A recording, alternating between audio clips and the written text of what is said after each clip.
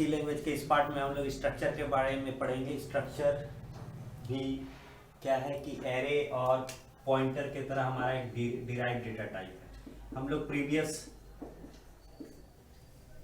Previous episodes में हमने array, pointers, functions वगैरह के बारे में पढ़ा। तो स्ट्रक्चर भी उसी तरह एरे और पॉइंटर के तरह क्या है, एक डिराइव्ड डेटा टाइप है। लेकिन इसमें कुछ डिफरेंस है कि एरे में क्या होता था, जितने भी एलिमेंट्स ग्रुप होते थे सारे का टाइप सेम होना चाहिए। ये लिमिटेशन था एरे का, यानी एक से ज्यादा आइटम को स्टोर कर सकते थे एरे में, लेकिन सारे डेटा आइटम जो है एक ही टाइप के होने चाहिए। लेकिन स्ट्रक्चर हम लोग को एक ऐसा फैसिलिटी देता है जिसमें अलग अलग डेटा टाइप्स का हम एक ग्रुप बना सकते हैं। जैसे मान लेते हैं एक स्टूडेंट का रिकॉर्ड अगर हमें रखना है, तो स्टूडेंट के रिकॉर्ड में हमारा उसका रोल नंबर हो सकता है, उसका नेम हो सकता है, उसका एड्रेस हो सकता है, उसका कॉन्टेक्ट नंबर हो सकता है। तो इस तरह का रोल का टाइप इंटीजर होगा, नेम का टाइप हमारा स्ट्रिंग होगा, एड्रेस भी स्ट्रिंग होगा। तो इस तरह का अलग अलग टाइप्स का अगर हमको ग्रुप बनाना है तो स्ट्रक्चर डेटा टाइप का हम लोग इस्तेमाल कर सकते हैं। यानी स्ट्रक्चर हमारा फैसिलिटी देता है कि हम अलग अलग टाइप्स के डेटा को कलेक्ट करें और एक ही तरह के बिहेवियर के अंदर उसको ग्रुप करके रख दें। जैसे स्टूडेंट एक बिहेवियर है, तो उसके जितने भी डेटा आइटम होंगे वो सारे क्या होंगे, एक ही स्टूडेंट के अंदर ऑर्गेनाइज हो जाएंगे। तो इसको हम लोग किस तरह से देखेंगे, तो इसको हम लोग स्ट्रक्चर हम लोग को फैसिलिटी देता है कि अलग अलग तरह के आइटम्स को ग्रुप करें और रिकॉर्ड बना ले। जैसे 100 स्टूडेंट का रिकॉर्ड रखना है तो एक स्ट्रक्चर डिक्लेयर करेंगे, उसका एरे बना लेंगे 100 का, उसमें रख देंगे। तो स्ट्रक्चर हम लोग को काफी फायदा पहुंचाता है जब बड़े डेटा पे काम करना है, बड़े डेटा का रिकॉर्ड रखना है और सबका टाइप भी अलग अलग है, तो उसको ग्रुप करने में हमको मदद करेगा स्ट्रक्चर। अब हम लोग स्ट्रक्चर की जब पढ़ाई करेंगे तो स्ट्रक्चर को हम लोग इस्तेमाल करेंगे। स्ट्रक्चर जो इस्तेमाल होगा सिंपल डेटा टाइप के साथ, इसके साथ स्ट्रक्चर का एरे होगा, स्ट्रक्चर का पॉइंटर होगा।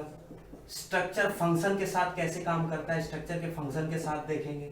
इसके अलावा स्ट्रक्चर जो है फिर स्ट्रक्चर के साथ कैसे इस्तेमाल होगा, स्ट्रक्चर के साथ स्ट्रक्चर को भी कैसे इस्तेमाल करेंगे। तो ये सब सारा टॉपिक हम लोग स्ट्रक्चर चैप्टर में देखेंगे। तो स्ट्रक्चर हम लोग अगर एग्जांपल देखेंगे, जब भी सी में हम लोग को स्ट्रक्चर बनाना होता है एक कीवर्ड इस्तेमाल करते हैं जिसका नाम है स्ट्रक्ट। अब जैसे मान लेते हैं स्टूडेंट का ग्रुप बनाना है तो स्टूडेंट नाम दे दिए स्ट्रक्चर का। इसके अंदर मान लेते हैं एक मेंबर ले लेते हैं इंट रोल, दूसरा ले लेते हैं स्ट्रिंग टाइप का नेम, इसका साइज 20। और जब भी स्ट्रक्चर क्लोज होगा तो इसके अंदर एक सेमीकोलन लगेगा। तो ये सिर्फ स्ट्रक्चर बना। जैसे अभी ये कोई भी स्टूडेंट जो है रिकॉर्ड को नहीं रख सकता, किसी भी डेटा को नहीं रख सकता है। जब स्ट्रक्चर का स्ट्रक्ट स्टूडेंट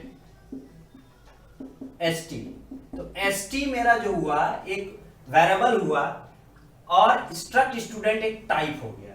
यहाँ स्ट्रक्ट स्टूडेंट एक हमने स्ट्रक्चर का टाइप बनाया जिसके अंदर दो मेंबर हैं, रोल और नेम, और ये st जो है वो उसका एक वेरिएबल हुआ। अब st मेमोरी में दो जगह रखेगा, एक रखेगा रोल के लिए और दूसरा एक स्पेस रखेगा नेम के लिए। तो एक स्ट्रक्चर का साइज st का साइज हो जाएगा, कैरेक्टर 1 बाइट लेता है, इंटीजर 2 बाइट लेता है, तो ये ले लेगा 20 बाइट और ये ले लेगा 2 बाइट। तो इस स्ट्रक्चर का साइज, यानी इसका तो साइज नहीं होगा लेकिन st का जो साइज होगा वो 22 बाइट्स होगा। इसलिए क्योंकि इसमें दो मेंबर है, रोल का साइज हो गया 2 बाइट्स और नेम का साइज हो गया 20 बाइट्स। तो टोटल जो ये मेमोरी ऑक्युपाई करेगा वो हो जाएगा हमारा 22 बाइट्स, क्योंकि इसमें दो मेंबर है। अगर हम ये स्ट्रक्चर का एरे बना लेते हैं 5 st, अब यहाँ पे 5 st है, st0, st1, st2, st3, st4। तो अब यहाँ पे हो जाएगा, इसका साइज होगा 22 into 5। इस तरह से एक स्ट्रक्चर का साइज हम लोग डिसाइड करते हैं। तो अब हमारा st तैयार है कि रोल और नेम किसी भी एक स्टूडेंट का रखने के लिए। लेकिन अगर ये 5 लगा दिए तो अब ये 5 स्टूडेंट का रिकॉर्ड रख सकता है, यानी एक स्ट्रक्चर का ये एक एरे हो गया। तो एक प्रोग्राम से हम लोग समझते हैं, छोटा सा प्रोग्राम बनाते हैं जिसमें एक स्टूडेंट का नेम और रोल को स्टोर करना है एक स्ट्रक्चर में। तो सारे प्रोग्राम में जैसे हम लोग लिखते हैं हैश इंक्लूड stdio.h, एक स्ट्रक्चर बनाते हैं स्ट्रक्ट स्टूडेंट और इंट रोल और कैरेक्टर में नेम, और जब भी स्ट्रक्चर क्लोज होगा सेमीकोलन टर्मिनेटर से टर्मिनेट होगा, इसके बाद वॉइड में अब स्ट्रक्ट स्टूडेंट और एक वेरिएबल ले लेते हैं st। अब st जो है वो डेटा को रिकॉर्ड, अब ये स्ट्रक्ट जो है इस सेक्शन को हम लोग मेन के अंदर भी डिक्लेयर कर सकते हैं। तो इस स्ट्रक्चर यूनियन के बाद हम लोग एक चैप्टर पढ़ेंगे स्टोरेज क्लासेस, उसमें ये बताते हैं कि अगर मेन के ऊपर डिक्लेयर करते हैं तो उसका क्या मतलब होता है, और मेन के अंदर डिक्लेयर करते हैं तो उसका क्या मतलब होता है, वो उस हम लोग एपिसोड में देखेंगे। फिलहाल हमारा एक स्ट्रक्चर स्टूडेंट का एक वेरिएबल डिक्लेयर हो गया। अब यूजर से इनपुट लेते हैं printf enter your name and roll, या रोल एंड नेम, कोई भी आगे पीछे कुछ भी दे सकते हैं, रोल एंड नेम। जैसे ही इनपुट देगा स्कैनफ, फर्स्ट मेंबर को %d यानी अगर ये देता है इसको ले करके रख लेंगे st के डॉट रोल में, यानी एक डॉट ऑपरेटर को लगाते हैं उसके मेंबर को एक्सेस करने के लिए। st डॉट रोल का मतलब हुआ वो st के रोल वाले मेंबर को एक्सेस किया, और यूजर अगर 5 दिया है तो यहाँ 5 इनपुट हो गया। उसी तरह से दूसरा मेंबर को लेते हैं scanf %s और रख देंगे st डॉट नेम में। स्ट्रिंग में हम लोग पढ़े थे कि जब भी इनपुट लेंगे तो स्ट्रिंग में एम्परसेंड नहीं लगाते हैं, तो यहाँ st डॉट नेम में हमारा इनपुट हो चुका है। अब हम लोग अगर क्या करेंगे, इसको प्रिंट कराना है, अभी तो इनपुट ले चुके हैं, अगर हमको इसको वापस प्रिंट कराना है क्या इनपुट लिए हैं, तो अगर नेम मान लेते हैं राज दिया है तो यहाँ राज स्टोर हो गया। अगर हमको प्रिंट कराना है तो उसी तरह से printf roll equal to %d /n और st डॉट roll, उसी तरह से printf name equal to %s और st डॉट नेम। तो इस तरह से डॉट ऑपरेटर लगा के किसी भी स्ट्रक्चर के मेंबर को हम लोग एक्सेस कर सकते हैं, अगर वो सिंपल टाइप है तो। अगर हम लोग पॉइंटर के साथ देखेंगे तो फिर वो अलग तरीके से होगा। तो इस तरह से कोई भी अगर हम लोग का रिकॉर्ड बनाना है किसी भी तरह का, अगर मान के चलिए कि यहाँ कुछ और है, एम्प्लॉय का रखना है तो एम्प्लॉय का आईडी हो जाएगा, नेम हो जाएगा, उसका एड्रेस हो जाएगा, contact number, father's name, mother's name, पूरा जितने भी उसके एट्रीब्यूट हो सकता है एम्प्लॉय नाम के अंदर हो जाएगा, और उसके बाद उसका कैलकुलेशन हो जाएगा। डिस्क्रिप्शन में कुछ इसका डिटेल भी दिया हुआ है और कुछ क्वेश्चंस भी वहां दिया हुआ है, आप उससे बना दे देंगे, वो आप उसमें से प्रैक्टिस कीजिएगा। अब हम लोग देखते हैं एक स्ट्रक्चर का एरे बनाते हैं। सपोज करते हैं कि प्रोग्राम है कि क्या करना है कि 5 लड़के का रिकॉर्ड को स्टोर करना है। तो 5 लड़के का जब रिकॉर्ड को स्टोर करेंगे तो सब कुछ ऐसे ही होगा, बस क्या है यहाँ कि स्ट्रक्चर जब बनेगा तो यहाँ हो जाएगा एक 5 अगर 100 लेना है, 100 स्टूडेंट का करना है तो यहाँ इसका साइज 100 हो जाएगा। इस तरह से अगर हमको जितने भी लड़के का स्टोर करना है, इसके बाद अगर एक हमको लूप चलाने के लिए इंट i ले लेंगे, इंटर हटा ही देते हैं, एक और वेरिएबल ले लेते हैं, चूंकि 5 स्टूडेंट है तो लूप चलाने के लिए 5 बार रिपीट होगा, तो यहाँ लूप चलाते हैं for i equal to 0, i less than 5 और i प्लस प्लस। अब इसके अंदर मैसेज देंगे printf inter role and name of %d student. अब %d का मतलब अगर i 0 है तो पहला स्टूडेंट यानी i प्लस 1 स्टूडेंट का रिकॉर्ड मांगेंगे। यूजर जो भी देगा उसको रख लेंगे scanf %d st dot roll, st का i डॉट रोल। st का i डॉट रोल इसलिए क्योंकि अगर पहली बार है तो st 0 के रोल में पहला मेंबर हमारा कौन सा है, ये जो डिक्लेयर होगा, एक मान लेते हैं 1 2 3 4 5 0 1 2 3 4, ये पूरे ब्लॉक का नाम st है। लेकिन पहला मेंबर st0 है, st1, st2, st3, st4 है। इसमें भी दो पार्ट है, एक पार्ट है रोल और दूसरा पार्ट है नेम। तो इस तरह से बहुत सारे रिकॉर्ड को ऑर्गेनाइज करने के लिए हम लोग स्ट्रक्चर का इस्तेमाल करते हैं। जैसे जीरो, st का जीरो मतलब ये जीरो डॉट रोल, st के जीरो डॉट रोल मतलब यहाँ पे पहला वाले को रख देगा। अगर हम यहीं पे स्कैनएफ करते हैं, स्कैनएफ %d %s और st के i डॉट नेम में, यहाँ ये नहीं लगेगा। तो इस तरह से हमारा दूसरा नाम मान लेते हैं राज देता है, तो ये यहाँ इनपुट हो जाएगा और ये रिपीट होता रहेगा। कितने टाइम्स? 5 टाइम्स रिपीट होगा। अगला देता है 4, यहाँ अमित, ये स्टोर हो गया। फिर देता है 3, यहाँ सुरेश, यहाँ स्टोर हो गया। यहाँ मान लेते हैं 8 देता है, ये देता है नंद, तो यहाँ स्टोर हो गया। फिर ये दे देता है 12 राजीव, तो ये यहाँ पांचों रिकॉर्ड को ये स्टोर कर दिया। अगर हमको इसी तरह से इसको प्रिंट कराना है तो फिर हमें क्या करना होगा? लूप चलाना होगा। क्योंकि 5 टाइम्स पांचों रिकॉर्ड को प्रिंट होगा, तो इसीलिए हम लोग को फिर लूप चलाना होगा उसको प्रिंट आउट देने के लिए। तो उसको किस तरह से हम लोग इसको ऑर्गेनाइज करेंगे? फिर इसी तरह से हमारा एक लूप चलेगा आउटपुट के लिए, फॉर i = 0, i < 5 और i++। इसके अंदर printf %d, पहले मैसेज करा देते हैं, printf हेडिंग दे देते हैं, printf roll/t और उसके बाद नेम /n। तो ये क्या करेगा? हेडिंग डाल देगा। हेडिंग किस तरह से? अब मान लेते कुछ प्रिंट होना है तो यहाँ डाल दिया रोल और यहाँ नेम, स्पेस देके। अब n से लाइन चेंज हो गया। अब यहाँ पे जो भी प्रिंट होगा, अब 5 टाइम्स प्रिंट होगा, i = 0, i < 5 और i++। अब इसके अंदर में printf %d /t %s और st के i डॉट रोल को, कॉमा st के i डॉट नेम को।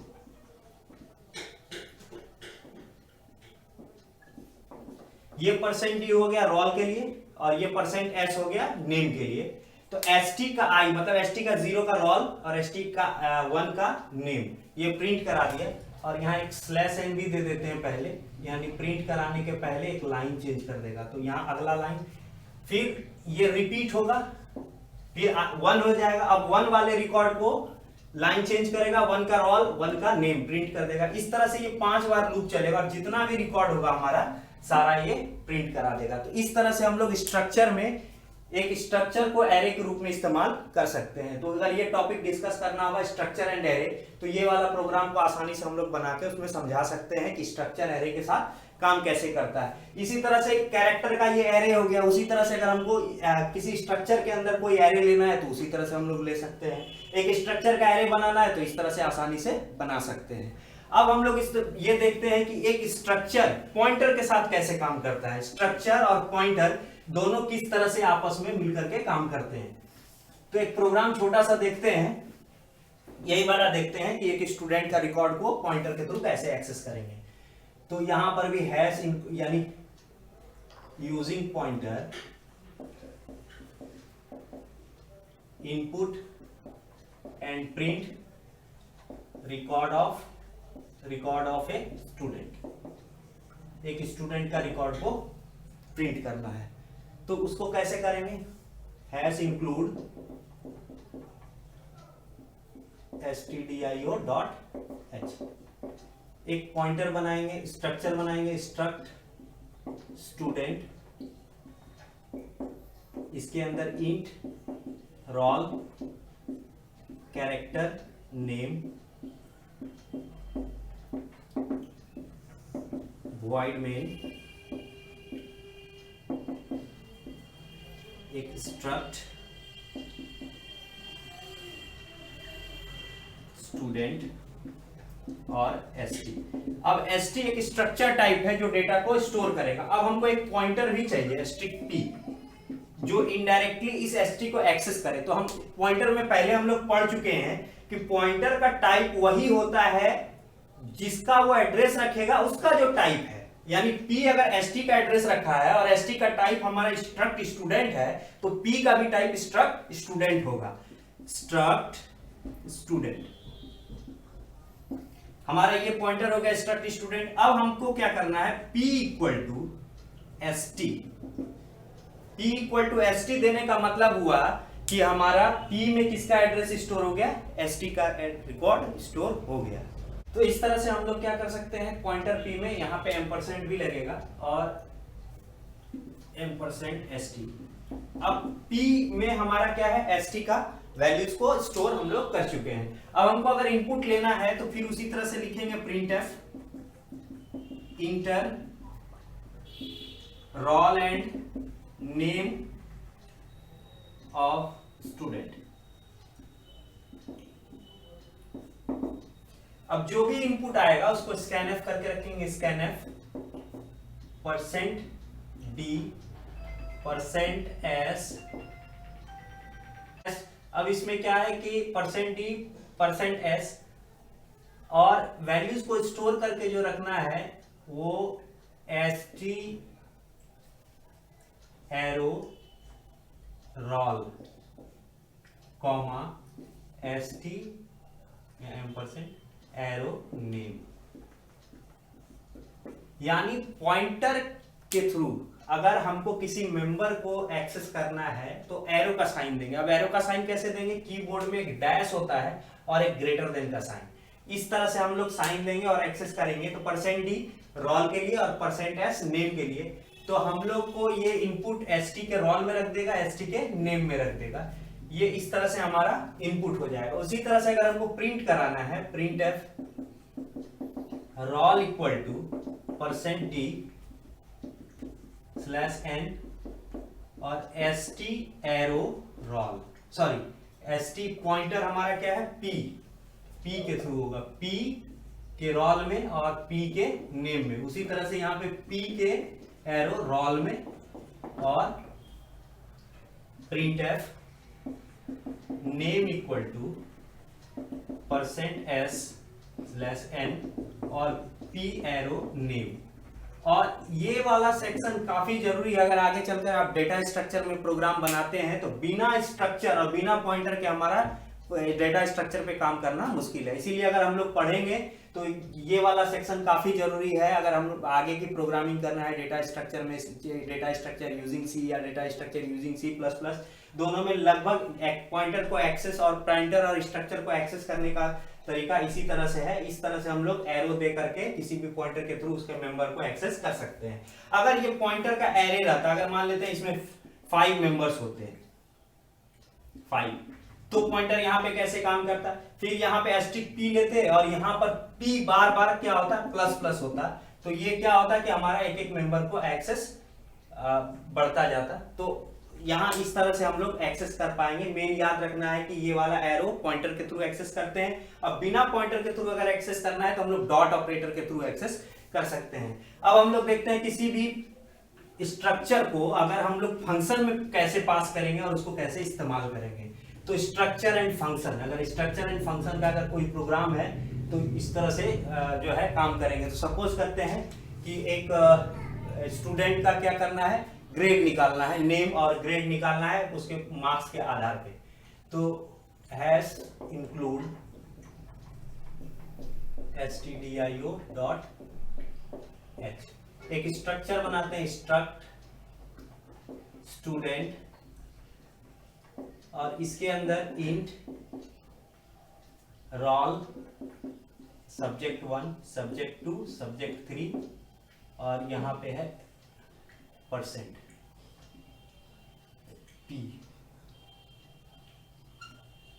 और कैरेक्टर में नेम।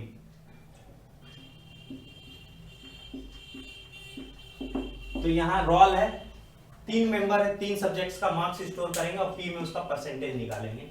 अब एक फंक्शन लेते हैं, ये फंक्शन क्या करेगा,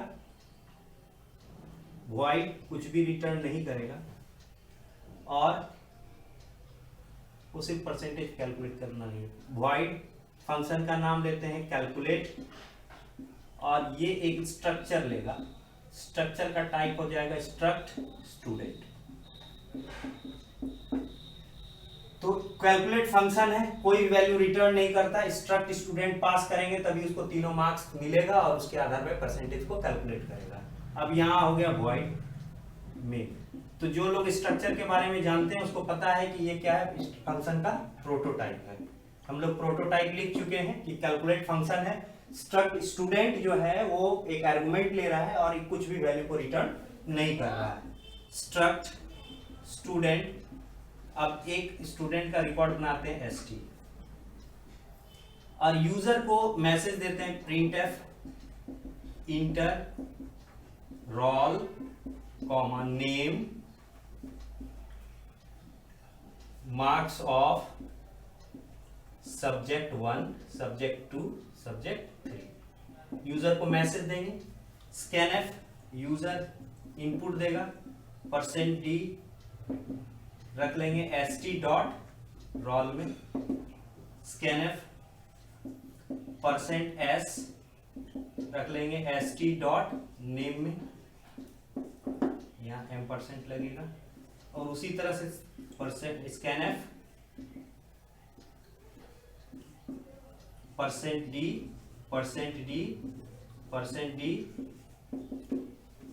s1 st dot s1 %st dot s2 %st dot s3। इस तरह से तीनों का रिकॉर्ड को स्टोर कर लिए, st के s1 में, st के s2 में और st के s3 में। अब तीनों मार्क्स हमारा स्टोर हो गया। अब हमारा काम होगा, कॉल करेंगे फंक्शन को कैलकुलेट। कैलकुलेट किसको कैलकुलेट करेगा, st के रखे हुए वैल्यू को, और ये कैलकुलेट करके प्रिंट करा देगा। तो ये मेन तो बंद हो गया। अब हम लोग यहाँ कॉल फंक्शन का डिफिनेशन लिखेंगे। ये तो हो गया फंक्शन का कॉलिंग। तो पिछले सेक्शंस में हम लोग बहुत फंक्शन का जो उसमें पार्ट देखे थे, उसमें देखे थे कि फंक्शन का ये जो कॉलिंग है, कॉल कर लिया, इससे सारा काम। अब उसका क्या होगा, डिफिनेशन होगा, वॉइड कैलकुलेट, और ये लेगा स्ट्रक्ट स्टूडेंट s। तो जो भी st के जितने भी मेंबर होंगे, ये कॉलिंग क्या किया, ये अपने s वाले को पास कर दिया। वहां st भी ले सकते हैं, बताए थे कि ये एक क्या है कि एक्चुअल आर्गुमेंट है और इस वाले सेक्शन को फॉर्मल आर्गुमेंट बोलते हैं। ये st है तो यहाँ भी st हो सकता है, x y ये नाम कुछ भी हम लोग यहाँ चेंज कर सकते हैं। अब यहाँ पर परसेंटेज निकालना है तो इंट एक p ले लेते हैं परसेंटेज के लिए। अब p equal to st dot s1 plus st dot s2 plus st dot s3 marks obtain divided by total marks 300 multiply by 100, यानी डिवाइडेड बाय 3। तो यहां पर P में इसका परसेंटेज निकल गया, तीनों सब्जेक्ट का marks divided by 300 multiply by 100, तो यहां पे क्या हो जाएगा, 3 हो जाएगा। अब इसको प्रिंट करा देंगे, print F percentage equal to %d और p का वैल्यू। तो इस तरह से हमारा कोई फंक्शन स्ट्रक्चर के रूप में आर्गुमेंट ले सकता है। अगर हमको जरूरत होती कि ये सारा कैलकुलेशन करके एक स्ट्रक्चर को रिटर्न कराए, तो यहां पे इसका रिटर्न टाइप हो जाता है स्ट्रक्ट स्टूडेंट। और अब बता रहे हैं कि ये वाला चैप्टर बहुत ही जरूरी है अगर आगे आपका डेटा स्ट्रक्चर आता है, और डेटा स्ट्रक्चर में जब आप प्रोग्राम करते हैं तो बिना स्ट्रक्चर के लिंक लिस्ट या और भी जो टॉपिक्स है, ट्री बनाना या ग्राफ बनाना, वो सब पॉसिबल नहीं होगा। स्ट्रक्चर को सही ढंग से पढ़ना है, structure with function, structure with pointer, structure and array, सभी चैप्टर इसमें काफी जरूरी है। तो स्ट्रक्ट स्टूडेंट इस तरह से ये वैल्यू को रिटर्न करेगा। अगर स्ट्रक्चर का पॉइंटर रिटर्न करेगा तो यहाँ पे स्ट्रिक लगाएंगे, अगर स्ट्रक्चर का एक स्ट्रक्चर ले रहा है तो यहाँ स्ट्रिक लगाएंगे। तो इस तरह से हम लोग सबको एक कंबाइन करके उसको इस्तेमाल करेंगे स्ट्रक्चर के साथ, स्ट्रक्चर को, पॉइंटर को। तो इस तरह से हमारा एक स्ट्रक्चर और फंक्शन काम करता है। इस तरह से हम लोग आर्गुमेंट पास कराते हैं या आर्गुमेंट को रिटर्न कराते हैं। कुछ प्रोग्राम्स हम इससे रिलेटेड डिस्क्रिप्शन में दे देंगे, आप वहां से नोट करके आप इसको प्रोग्राम बना सकते हैं। अब एक टॉपिक बचा स्ट्रक्चर के साथ स्ट्रक्चर अगर हमको बनाना है तो, यानी स्ट्रक्चर के अंदर स्ट्रक्चर हो सकता है। जैसे अभी हम लोग बताए कि एक स्ट्रक्चर लेते हैं स्ट्रक्ट स्टूडेंट, इसके अंदर इंट है और रोल है, अब इसके अंदर एक जो है, अगर हमको और स्ट्रक्चर लेना है तो किस तरह से लेंगे। अब इसके अंदर भी अगर हमको डिक्लेयर करना होगा तो एक ऊपर में डिक्लेयर और कर लेंगे, स्ट्रक्ट मान के चलते हैं, ले लेते हैं एड्रेस। इसके अंदर मेंबर हो जाएगा house number, int house number HNY। Character में हो जाएगा सिटी। ये एक स्ट्रक्चर हुआ। अब इस स्ट्रक्चर को इसके अंदर डिक्लेयर कर सकते हैं, struct address, struct address S या A, और फिर कैर नेम।